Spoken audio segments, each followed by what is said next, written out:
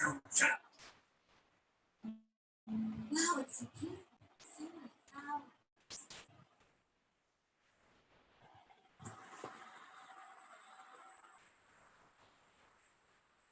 I'm gonna go into the house and snatch me something to eat.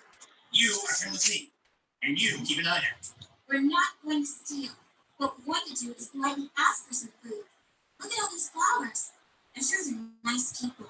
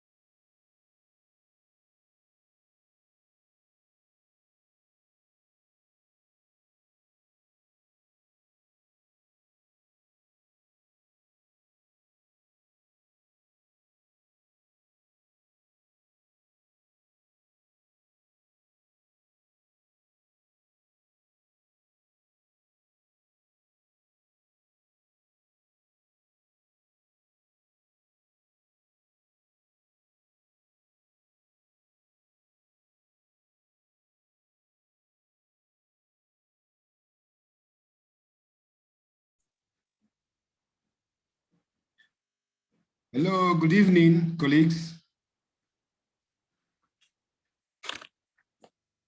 Welcome to this repeat broadcast, or rather the episode. We are all in here. Please, can you confirm if you can hear me clearly, either by chat or you can unmute and let's know if we are getting audio sound.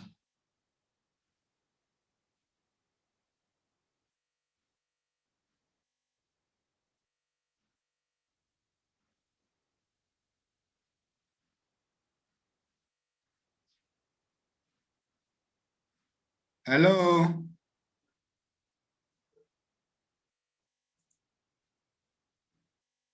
All right, thank you, Benga.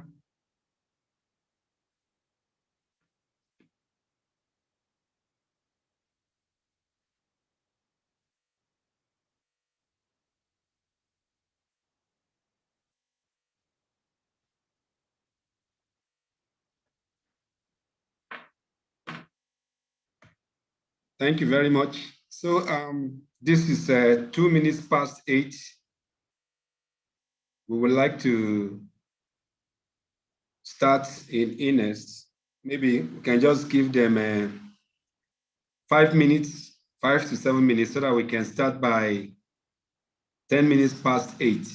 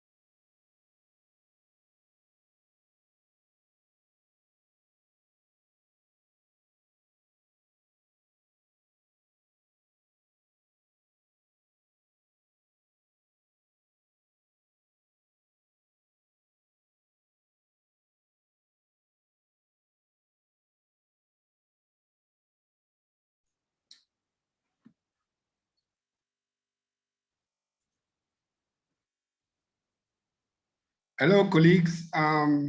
Those of us who are already in the meeting, you would have noticed that I made you a co-host so that as the presentation goes on, any one of you can admit anyone coming in, please. So that's the essence of making those who are here first, so that they can support in coordinating the meeting. This is a meeting for pharmacists only, and so I didn't bring my other team members who are non-pharmacists. I have another pharmacist in the team, but she isn't on this call. So it would be good for us to help and admit others so that there will be less distractions coming to me. So I thank you for accepting the role.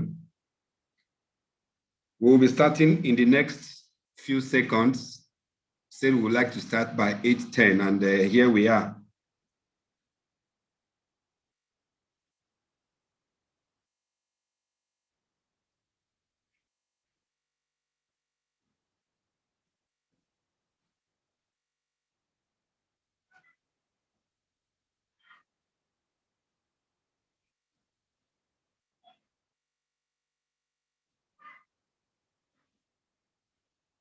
So I want to welcome every one of us again to this presentation. My name is Samson Emelike. I am a pharmacist. I know I've been interacting with a lot of us on similar frontier. And this is a brand new presentation that I come up with to share with pharmacists. Although it's not going to be exclusively for pharmacists, but I felt pharmacists should be the first to partake of it. The first broadcast was last Saturday, that was on the 3rd. It was a very great time, and we had a lot of pharmacists who were on the call. And it was a time of brainstorming, and everybody that was there contributed, and they were all excited. So without wasting much time, I want to let us know that this series runs in 3 episodes. It runs in 3 episodes, and the first episode is Be Visible at Workplace. We have been working in our different places, and we discovered that people who... Okay, so Godfrey, your hand is up, please. Can you speak? Can you unmute and speak, Godfrey, please?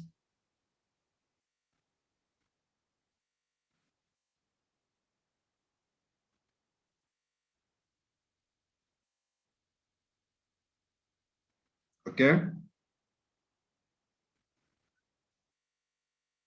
Okay, so like I was saying, we all work in different places. Sorry, back to episode 1.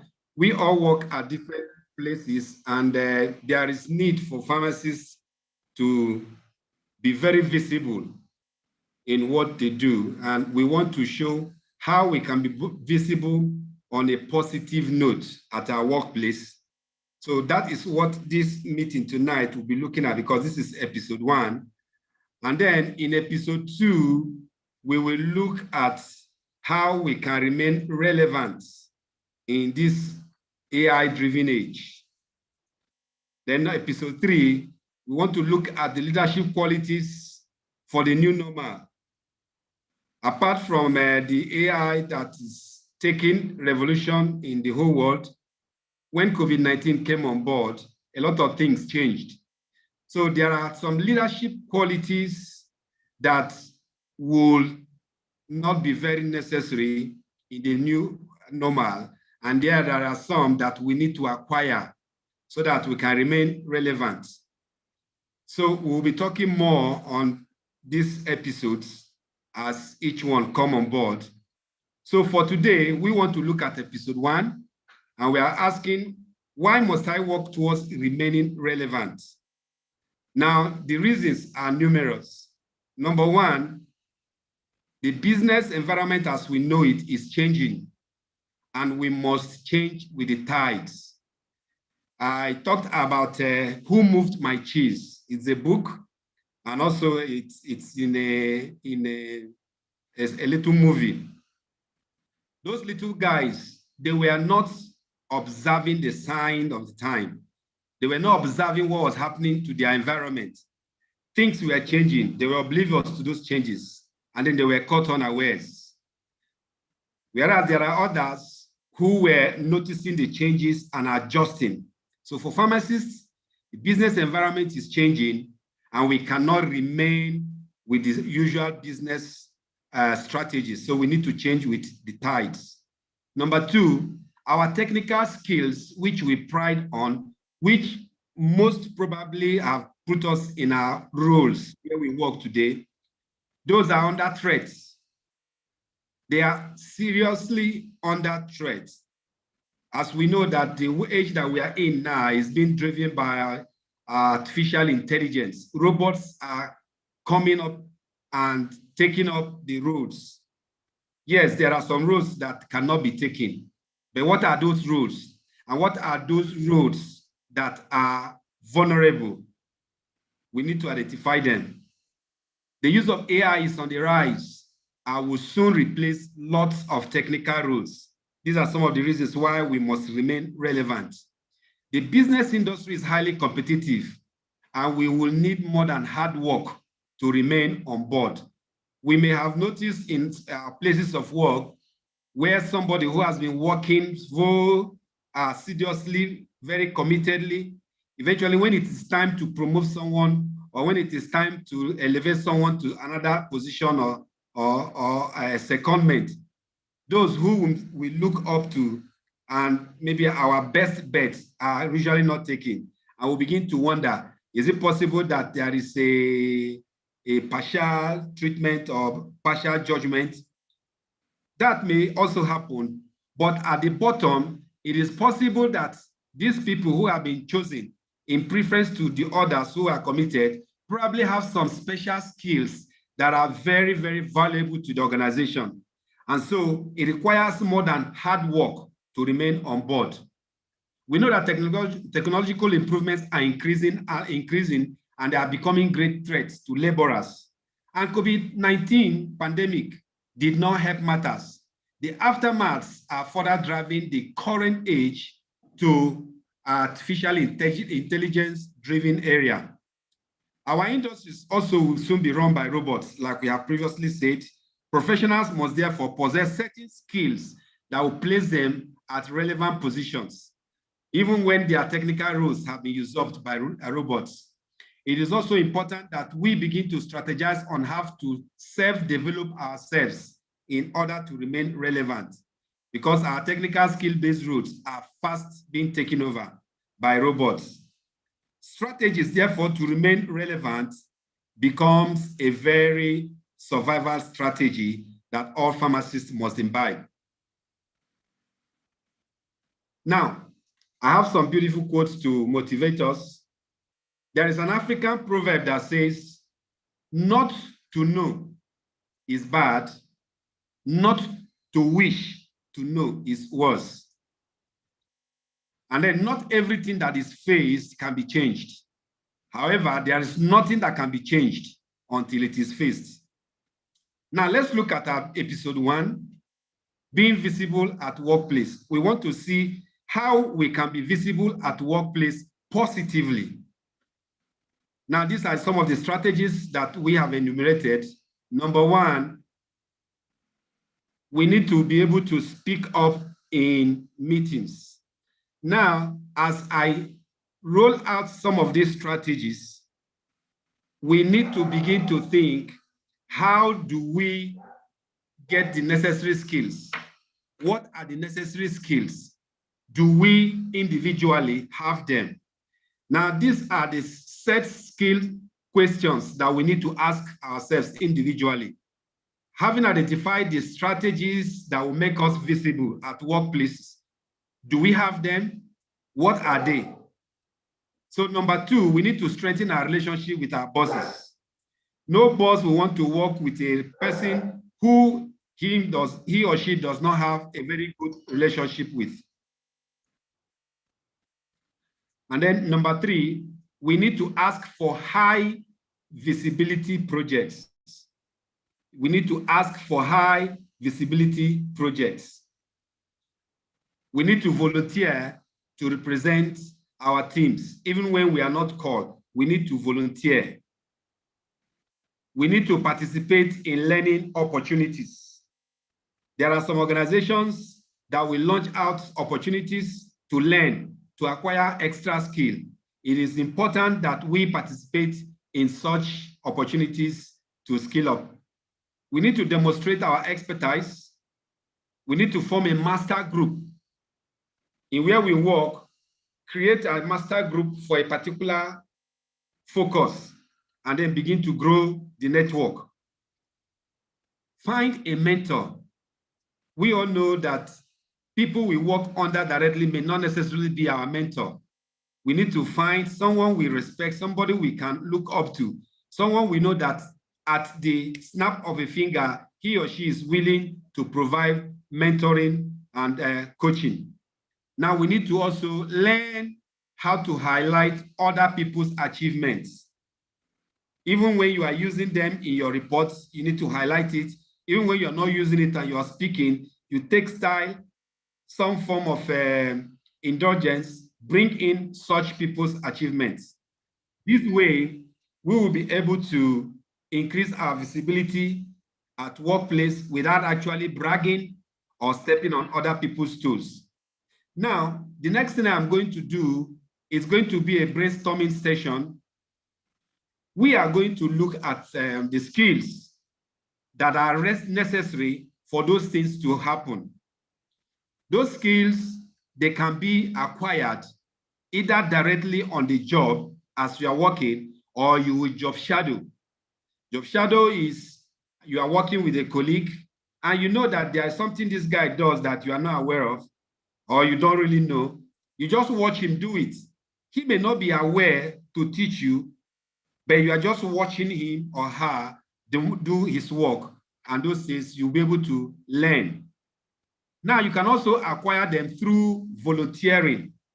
In a presentation I made for volunteers, I enumerated some gainful volunteer skills. There are some skills that you need to acquire while volunteering, and those are the things that will place you at advantage when you go for interview or when you are taking up and working, and then they need to look for those that they want to elevate or give certain appointments. Now, you can also develop and acquire these skills through structured educational programs like professional development courses, like soft courses, and other structured educational programs. You can also acquire them through support services in a workplace. Now, let's brainstorm right now. We enumerated 10 skills. So what we need to do is, not the skills, but the strategies rather. We enumerated 10 strategies, and we wanted right now to find out what are the necessary skills for each of those strategies. Now, the first one we talked about was speaking up in meetings. So we are going to be giving 1 minute for each of these points. We need the participants to raise their hand to speak, or you use the chat to make your contribution. So if we need to adopt this strategy, speaking in meetings, what are the skills that we will need? So we just have a minute to respond to this. You can raise your hand, or you can send your response through the chat box.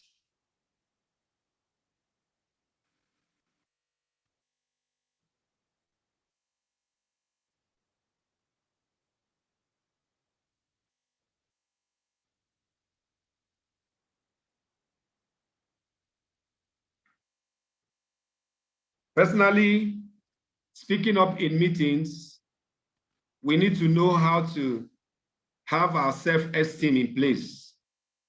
We need to be confident.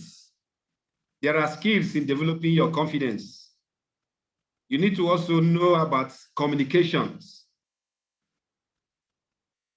Okay, we have a response here, assertiveness. That's great, with clarity of thought. Yes, this is coming from Pat Oku. And then another one is to be able to speak in meetings. Mostly, I think we should be confident and also be precise and organized thoughts. Thank you very much, Oluwatoba. These are very wonderful skills that we need to possess. Now, let's look at number 2 strategy. Strengthen your relationship with your boss. Strengthen your relationship with your boss. What kind of skills should we possess to make this happen?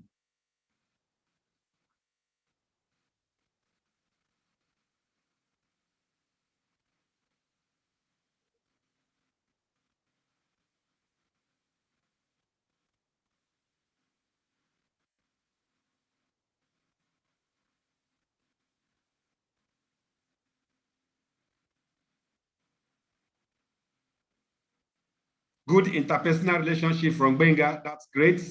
This is very, very valid. Interpersonal relationship skills, again, from Ahmed Jacob, that's great.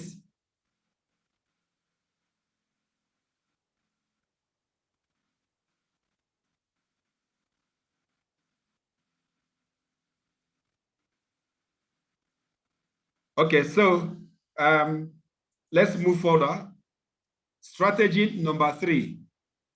We need to ask for high visibility projects.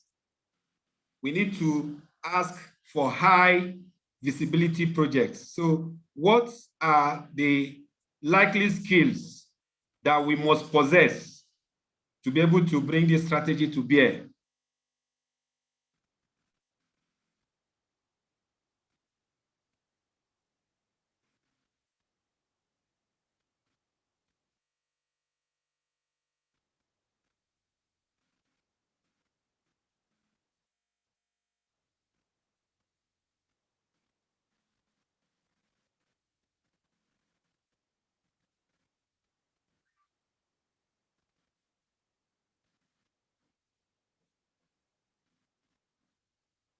Asking for high visibility projects, we need to be sure that we have the skill to handle that project.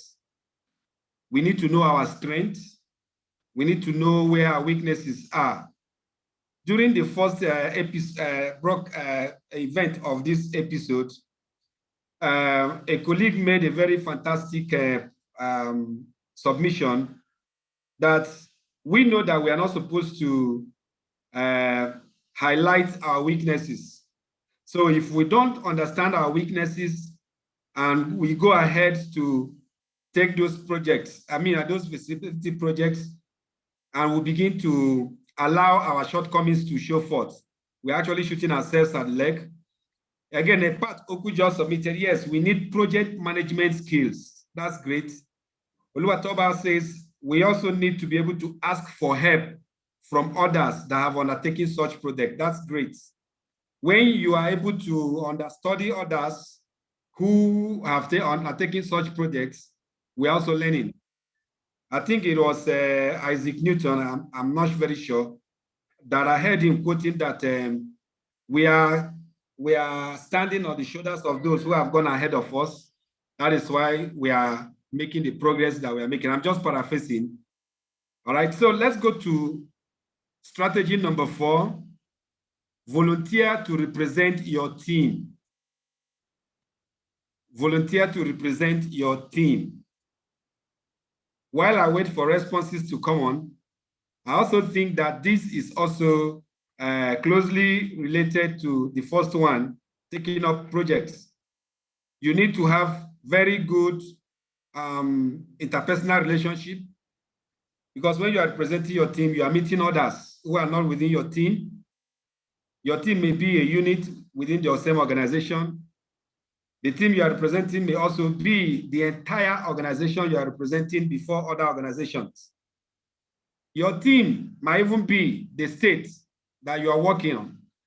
And then they said, okay, people who are working from different ministries, we want somebody to represent. And then you are volunteering to represent. So it requires that level of good communication, interrelationship, and then you are also ability to know what you are going to do, what it involves. Do you have the skills? Once you are able to know what you need and you assess yourself, you have the skill to represent, then that's great. Okay, so I'll just give you seconds to see if there is any other contribution that is coming towards this strategy number 4. Ability to also be able to bring feedback. Exactly. Thank you. There are so many people that after representing a team, eventually you will see any feedback going back to the team. Sometimes they even need to beg them. Did you attend that meeting?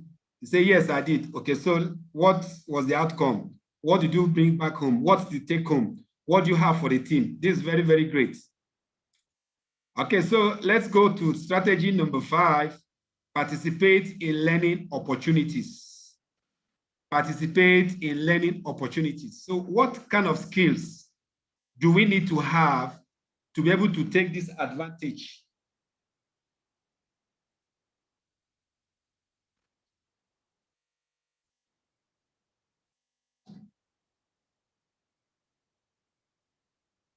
Participate in learning opportunities.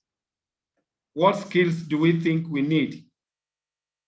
While I wait for contributions to come in, you know, when you are working in an organization and then you are taking up an opportunity to learn, that is an added workload.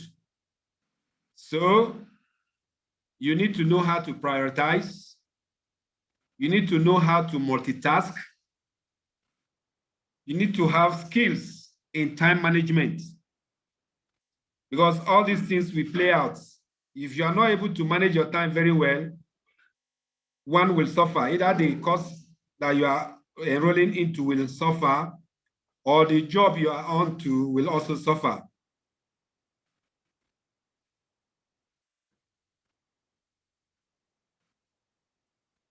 Any other contribution? All right, so let's move on. Strategy number 6, demonstrate your expertise. Demonstrate your expertise. What skills do we need here?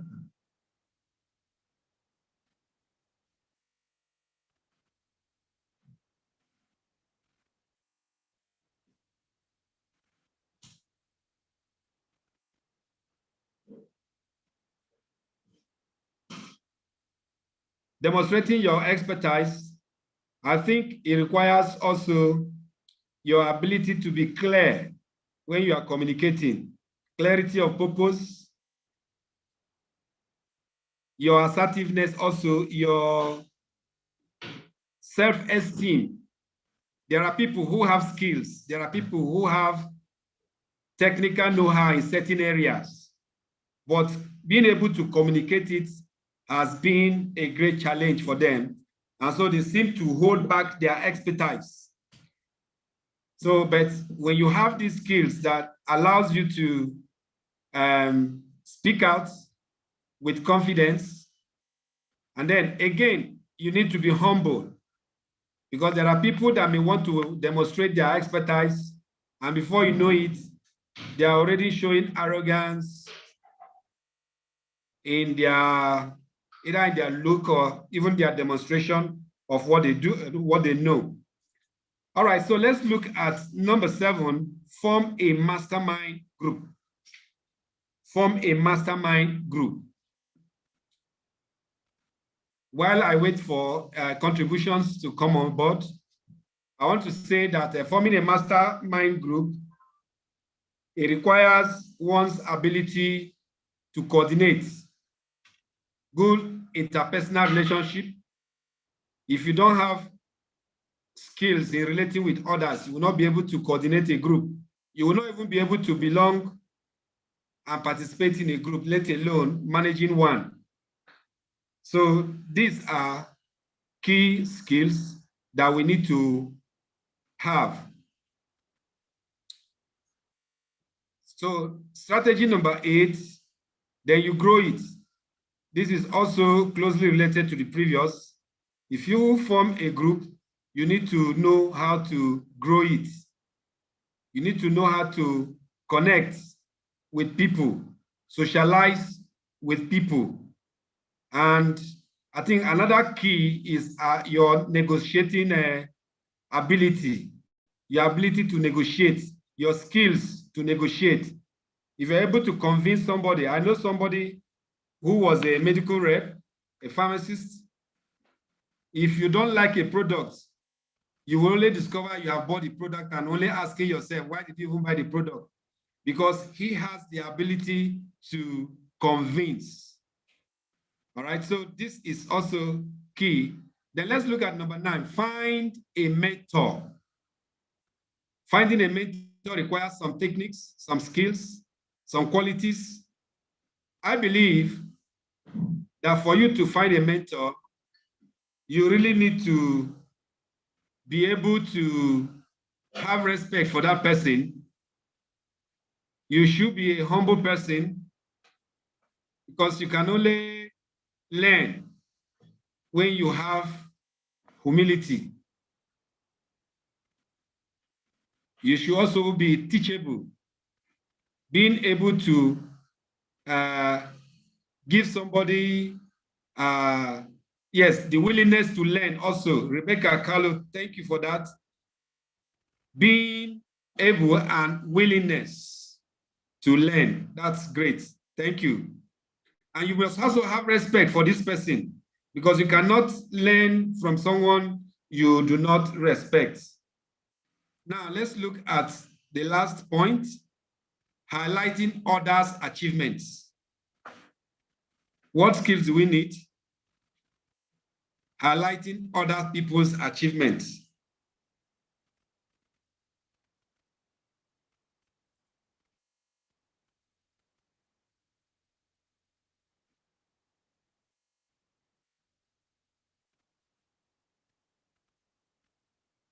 Does anyone have any clue here?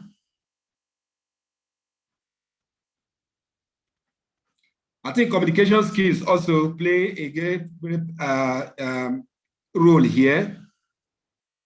If you do not know how to communicate, when you are trying to praise somebody or highlight somebody's achievement, you may eventually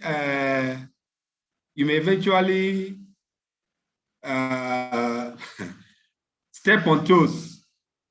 And Rebecca Carlo has just given us another one. Avoid being sarcastic or overly critical. Thank you. That's great.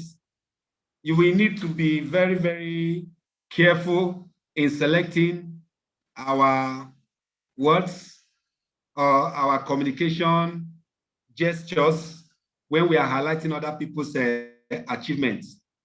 All right, so with this, I would like to introduce us to Havron e-learning hub.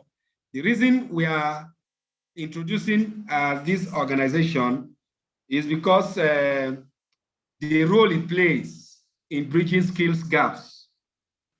Now, this was born basically to make learning flexible, comfortable, conducive, and affordable from recognized institutions. So these are the key things that are driving us in the organization. Havron e-learning hub and Havron Professional and Educational Services Limited, both are registered in Nigeria with CAC, and Havron e-learning hub is the online learning arm of Havron Professional and Educational Services Limited. Now, it was founded out of passion to create a learning platform in Africa that will provide high quality, acceptable, affordable education and career pathways to the underserved.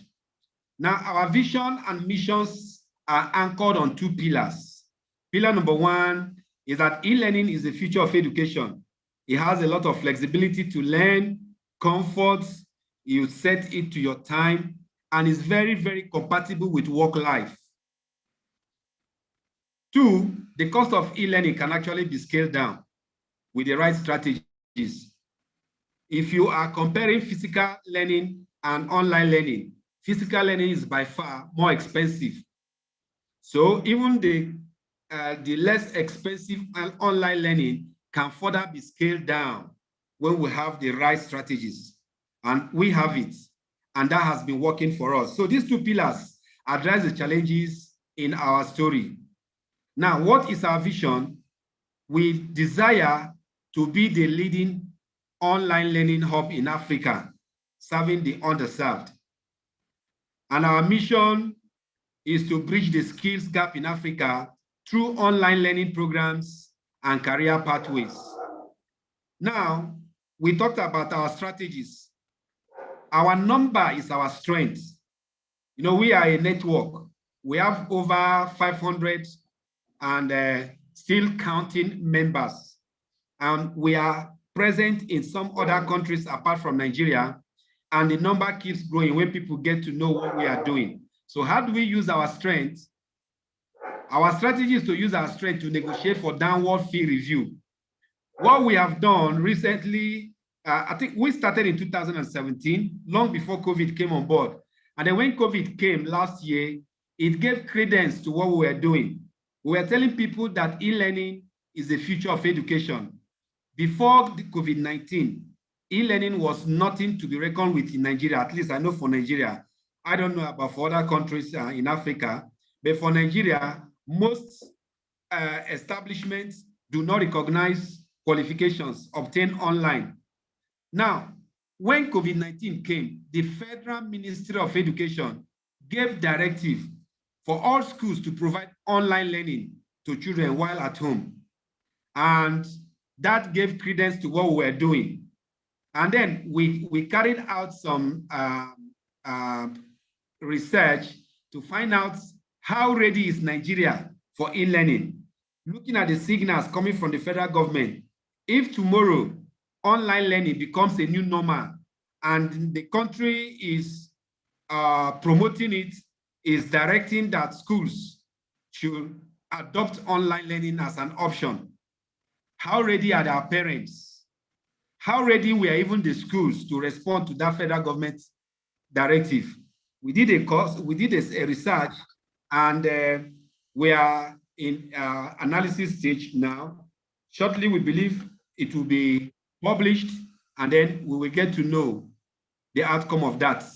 So that's our strategy. And the catalog of programs that we create access to are quite diverse, ranging from professional development courses, those short courses that last for 4 weeks, 8 weeks, 12 weeks, and sometimes 3, 4, 6, 8 months. Basic basic life-saving skills certification from National Healthcare Provider Solution in the US, diplomas from different institutions of repute. Now, it is good for us to understand our approach. Every institution that we represent, they are all approved, and they are all captured in the World Higher Education Data System. So any institution that is there means that the certification is approved. So for all the organizations that we represent, they are all there. And we were talking about the scholarship that we offer. Some of the universities that we represent and institutions, we have different levels of scholarship. Now, University of Washington, most of us know that especially the Global Department of Global Health e-learning, you form a site and then you recruit people and host their courses. It's far cheaper that way. Havron has been at the forefront of this for a very long time, and over 2,000 professionals have passed through us. UNICAF, we have also the scholarships available with UNICAF. We grant access to people through Havron, and most times they offer even more lucrative scholarship through Havron if you are passing through Havron. Now, one of those areas for UNICAF is their professional development courses. For some of their courses, it ranges between $100 to $150. But through us, you get those things far less, between $60 to $70 for each of those courses. So these are some of the schools that we represent. As we progress in this presentation, I'm going to be highlighting some of those opportunities where pharmacists can explore and get those scholarships. So for our in-house capacity building, we have developed curriculum in these areas. Those are the ones we developed and we deliver them, and they have been acclaimed. People who have taken them, over 200 professionals in different establishments have attested to how their work and productivity with the use of Excel has improved with our tutorials. We give on real-time tutorials that enhance people's understanding of the subjects taught in the different curriculums.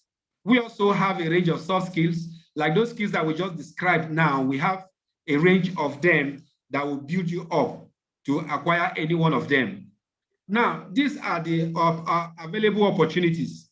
Now, in my work within the procurement and supply chain management, especially of public health commodities, I have discovered that pharmacists, they are not taking up this role as should be. You know, any organization who want to engage a supply chain specialist to handle public health commodities would prefer a pharmacist. Now, in the absence of a pharmacist, the next professional that will be considered is the medical lab scientist before others. But these days, my experience has shown that even people who are not within the medical field take up these roles. There is nothing bad in it. They are very good, because even the procurement and supply chain management itself, this particular course, you will see that even non-pharmacists, non-medical personnel, they have roles to play. Now, for this particular course, it's coming from Empower School of Health, Switzerland, in collaboration with Kent State University, US. It's a 12-month duration. The regular fee is $2,500. You can go on their site. And if you are working in an organization that is funded by United Nations Development Program, you can be offered a scholarship and you pay $1,750. However, if you are coming through Havron, the understanding and the negotiation we have with them is they pay $1,500. And there is also a flexible payment plan. So this is something that I conceived in 2018, no, late 2017. I approached the institution, we negotiated, it took us some time to arrive, and eventually we even started at $1,150 because I told them I have the number. They didn't believe, so they gave me 50 people. They gave me a target of 50 to introduce between January 2018 and August 2018. They gave me that 6 months to bring in 50. And by March, just 2 months away from January, we got 53. It was something that they were very, very excited about. We created a win-win situation. We gave them the number, and the participants who participated in this course, they were happy because some of them were already willing to pay $1,750, but eventually they were able to pay $1,150. As time went on, the institution increased it.